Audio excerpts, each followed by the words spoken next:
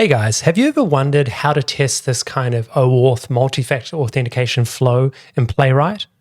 It looks tricky, but I'm going to show you how to use virtual authenticator devices in Playwright to test this type of multi-factor authentication. So I have this dummy application written in Vue that uses Auth0 to log in and sign up users with OTP authentication codes. So if I click login, I can see a login screen. And if I click sign up, I can enter my email address and password, and afterwards I'll be prompted to connect my authenticator device. So if I try that now, and we'll type in a password, and continue. Afterwards, we're presented with this QR code. And what we're supposed to do is to get out our phone and scan that code and then enter in the code. And this can present a bit of a problem when we're testing in Playwright or Cypress, Selenium, because we don't have access to those mobile devices. But we can use a free service from MailSlurp to create time-based one-time passwords and virtual authenticators in our tests. It's really simple, actually. We just sign up for an account, log into our dashboard, and copy our API key.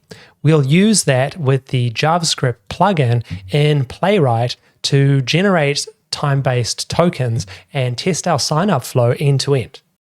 Okay, so here I have Visual Code Studio open in my application, and I'm going to add a Playwright test to it. We'll use the code gen feature or the test recorder to record a sign-up using my real email address and a code from my phone, and then we'll replicate that process using MailSlurp inboxes and a TOTP device. So the first step is to install Playwright. So if I just take a quick look at the docs for Playwright, I can see here the first step is to npm init playwright latest. So I'm going to type that in there.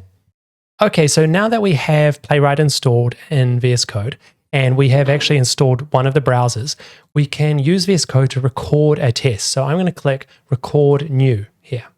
And it's opened up Chromium. Now we can simply load our application like that. And we can see that every action we take is being written into our test as code.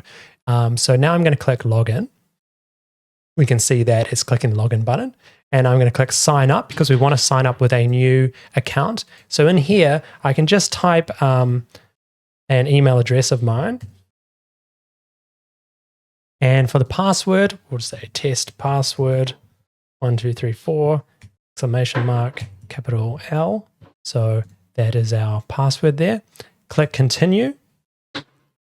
And now we are presented with this QR code scanning step. So for the manual step, I am just going to add a code using my phone. So I'm going to bring up, I've got my phone here, and I just scanned that. And it's presented me with a code. I'm going to enter this. So the code is 398744, and we'll click OK. And it's asking us now to authorize our account, and we'll click Accept. And voila, we are in our application, and we can make an assertion saying that this thing here should show the user's profile picture. That means that we're signed in. Okay, so now we can probably stop this recording. So I can just close this window. And here we have our full test. So the problem with this test is that we used our mobile phone, which means it's not an automated test that we could run in CI/CD or in a headless environment. But we can change that using MailSlurp. So what we want to do is we just want to replace this email address.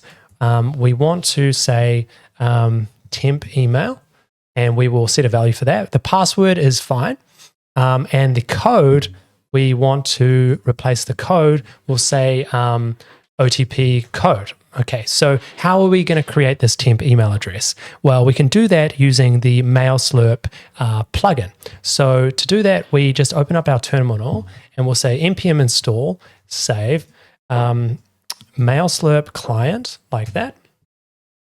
Sorry if you can't see that, that's here, MailSlurp client. Okay, we just added that. And now we can import this. Say import MailSlurp, I think we need like that, from MailSlurp client. And we can create a new MailSlurp instance using our API key. So for the API key, I'm just going to take that from our app. Okay, so if we go back to app.mailslurp.com, we can find our API key here. And now we return to our VS Code and we can put this value for our API key. So I'm going to paste that and put a quote around it. Okay, so that's how we set up our API key and MailSlurp client. And now to create the temp email account, we will just create an inbox. So we'll say inbox equals MailSlurp create inbox, and the temp email address is the inbox email address. And now for the OTP code, we can use that inbox to create a TOTP device. So why don't we just run this test now, and we'll put OTP code as just a temporary value for now. And we'll put a debugger here and see what happens when we use the temporary email address from MailSlurp.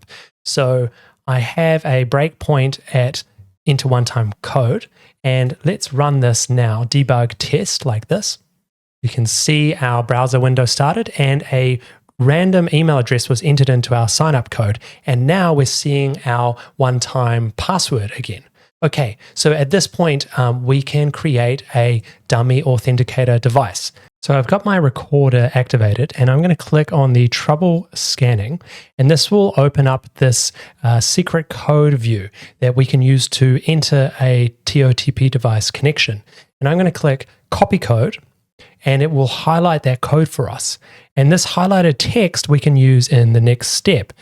Okay, so we clicked the trouble scanning button and copy code, and now we want to get the highlighted text. So we're going to use this snippet here. So secret equals page evaluate, window, get selection to string. So that's going to get the selected text. I'm going to add also a wait here. Wait for timeout. We're going to just wait a second to make sure that the text is selected by the page properly before we extract it. Now with the secret, we can pass that to MailSlurp. So we can say TOPT device equals MailSlurp dot MFA controller dot create TOTP device for base 32 secret key. And then in the options, we need to pass in a options and with a parameter here, base 32 secret. And we'll just get rid of those. Okay.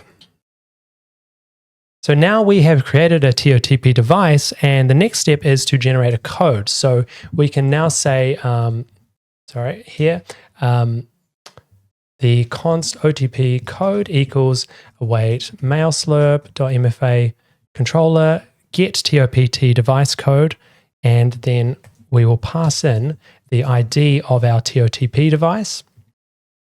And we need a min seconds until expired. So we're going to say 10 seconds because we need time to actually pass that code into the form before it expires. Okay, and we are overriding the OTP code, so we can just get rid of that now. Great. Okay, so now we have an OTP code, and we can fill it in the enter your code step.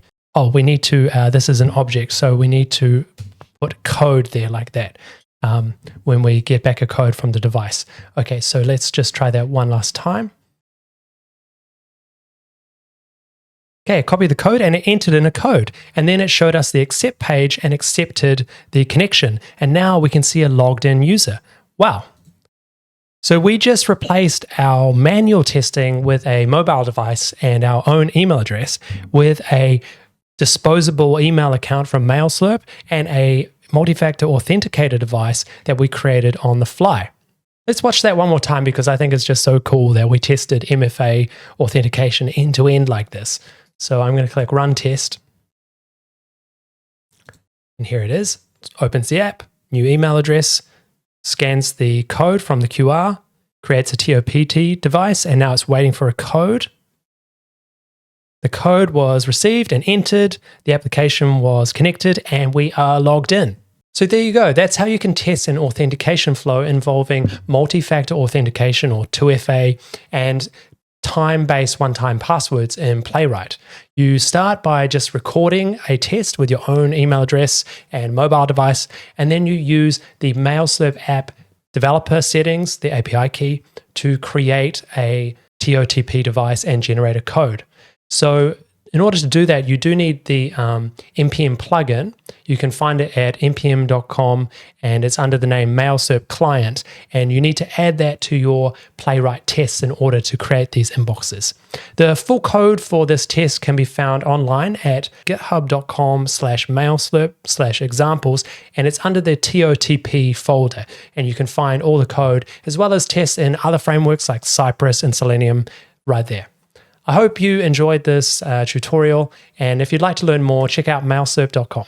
Thanks.